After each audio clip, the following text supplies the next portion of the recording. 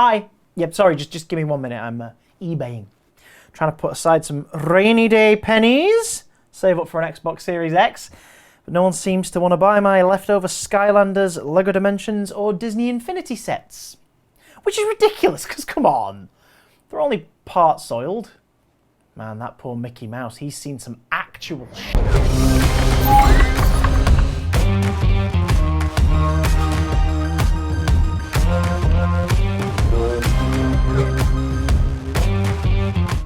Look, it was one time. It was dark. I tripped up over the coffee table. I just happened to be not clothed, and I went down bottom first. But he's fine now. Oh boy, it's getting real hard He'll to be fine breathe in soon. here. Coming up in today's show, I'll be chatting with the super talented writer Luke Scull about his gaming connections and influences, plus lots of other great stuff. But first, the gaming news. But first, What? No! Ew! Stop sticking it up, bringing it up again. Roll the graphics.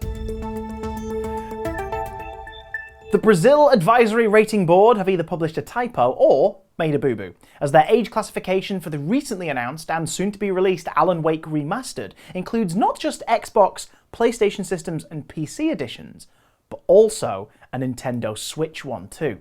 A Switch port of the game is news to everyone, so whether or not it's a simple human error or a premature reveal is yet to be confirmed, but considering Remedy made a cloud version of their most recent game Control available on the Switch, who knows? Speaking of the Switch, Nintendo has filed a confidentiality agreement with the FCC for a new piece of tech. Now, there are at least 6 months before anything can be fully revealed, but some clever cats over at Video Games Chronicle have done a bit of comparing with the prior patents of Nintendo Co. Limited, and have noticed a pattern. Anything registered with a HAC prefix has been a controller or items packaged with controllers. So the HAC 001 is the Nintendo Switch itself, HAC 022 is the Ring-Con, HAC 042 is the wireless Super Nintendo controller for the online SNES library, HAC 043 is the latest one to be registered, and with a Game Boy library rumoured to join the online collection for the Switch, could we be seeing a new peripheral based on our beloved handheld baby? Perhaps a Game Boy style controller that allows you to wirelessly play around the house whilst your Switch is docked? The mind races! Stay tuned for more when we learn it in about 6 months. Most notably, we're also getting a remake of Destroy All Humans 2 called Reprobed, because of course we are. And what looks like the weirdest adaptation yet of Bikini Bottom's most famous resident in SpongeBob SquarePants, The Cosmic Shake.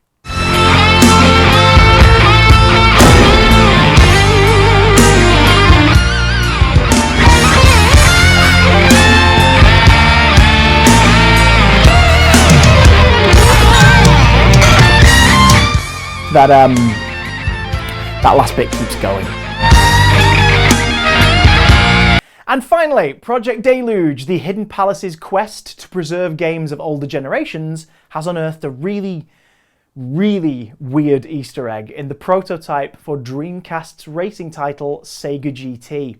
Big thanks to Kotaku for signal boosting this, because it is a bizarre story.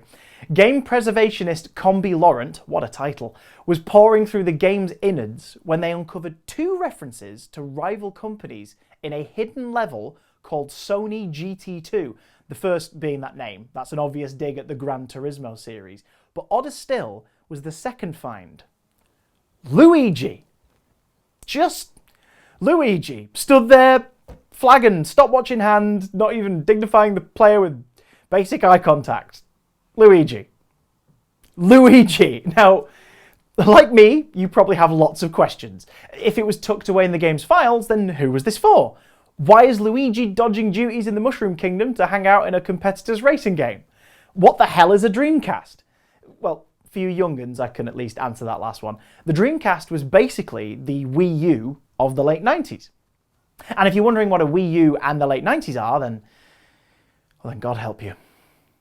And if you're wondering what I thought of the Nintendo Direct announcements from last night, we recorded this yesterday before it even happened. So I'll sum that up next week. But for this week, that's the news.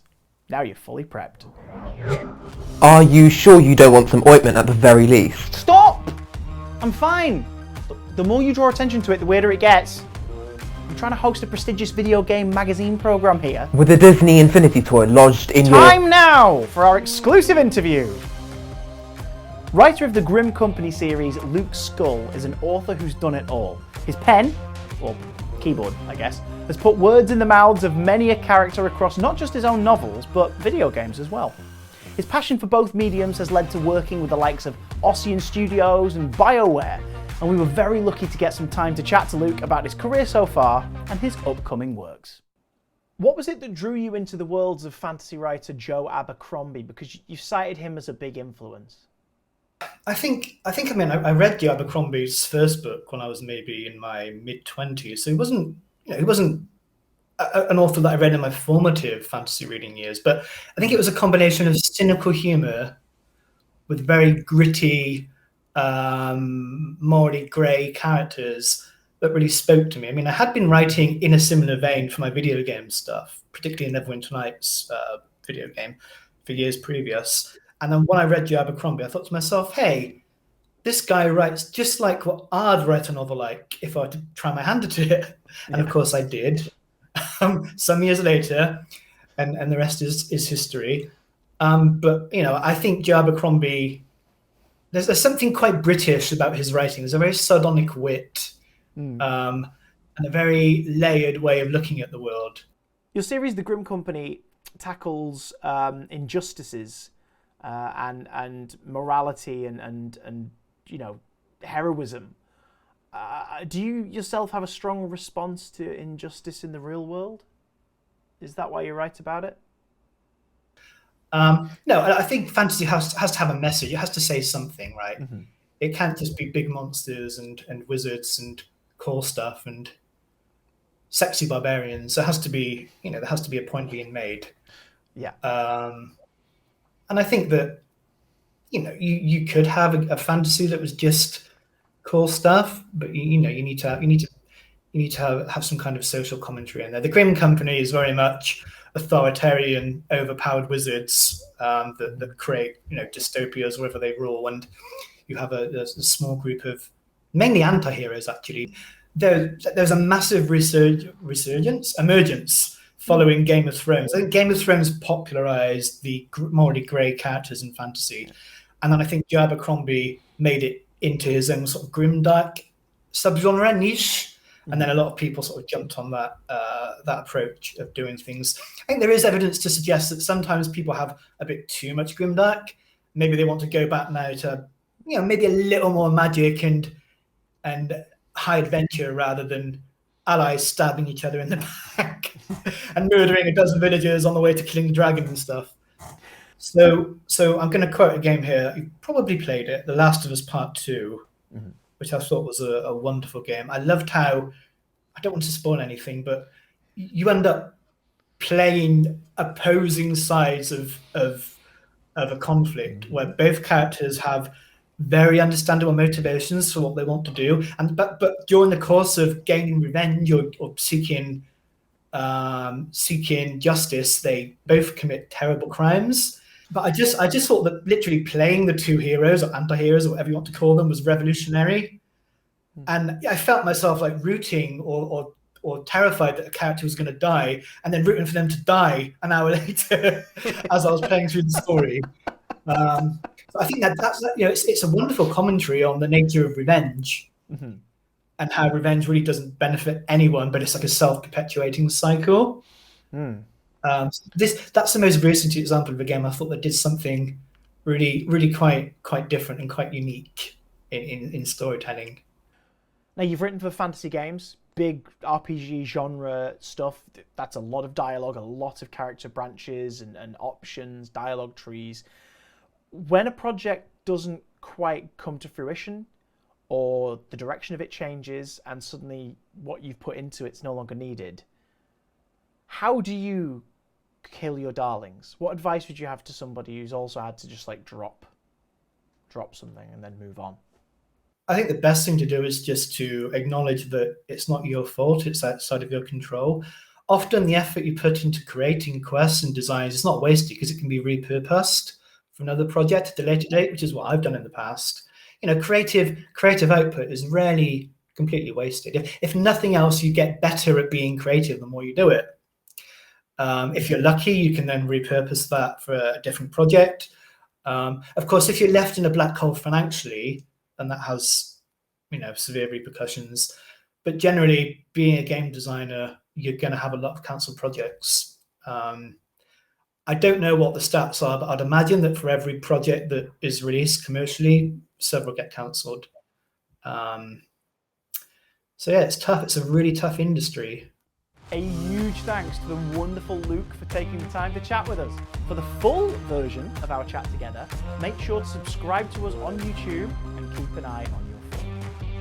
As always, except when we don't do this bit, it's time to take a step back from the screen, put down the controller, and peer back at what we've been fiddling with, to ponder aloud the question: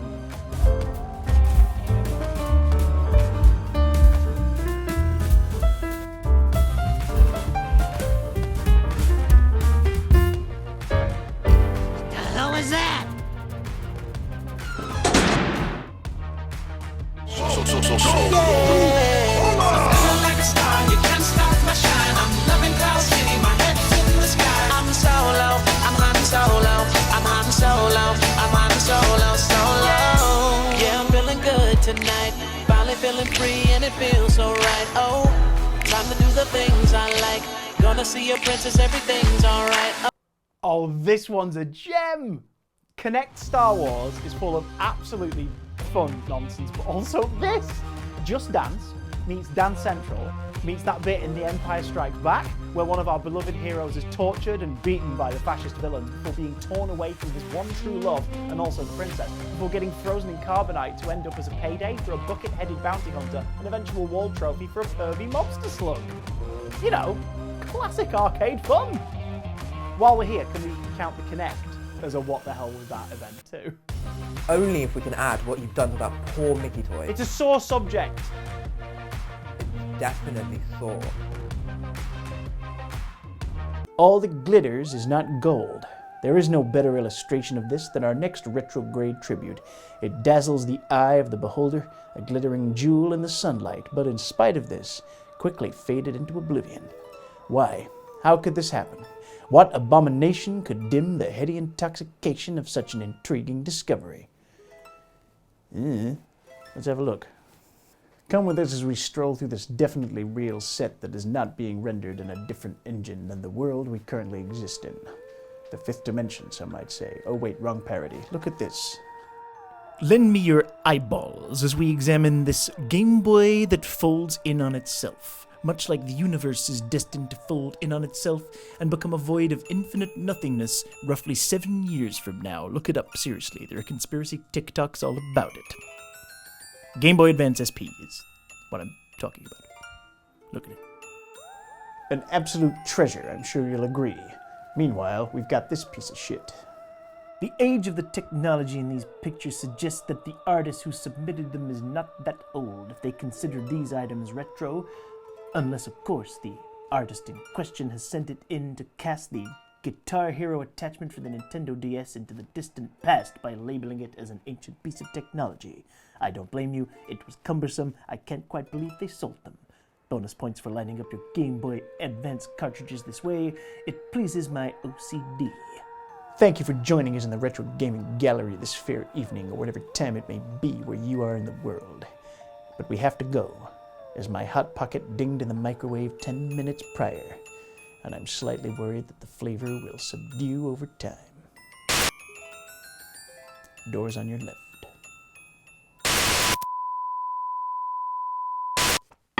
Did it work? Good.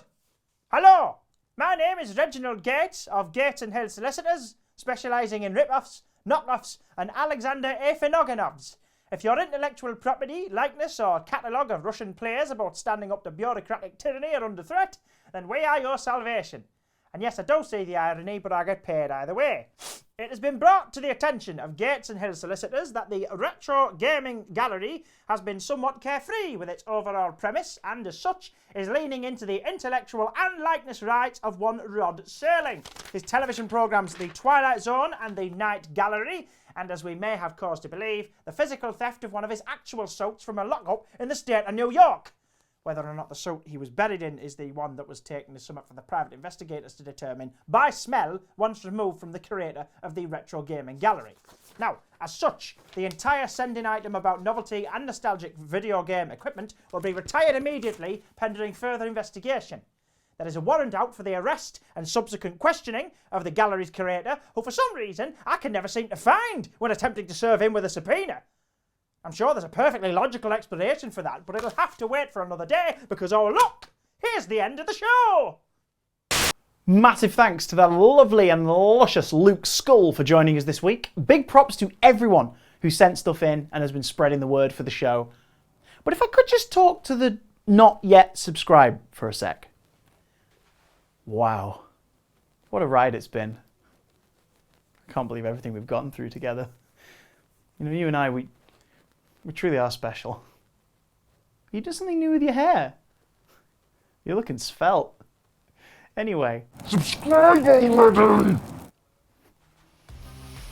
Follow us on our socials, I'd appreciate it. Anything to take my mind off my indiscretions. Excuse me, sir. Have you seen my boyfriend? Run, Minnie, before he sits on you too! Why do you both have the same last name?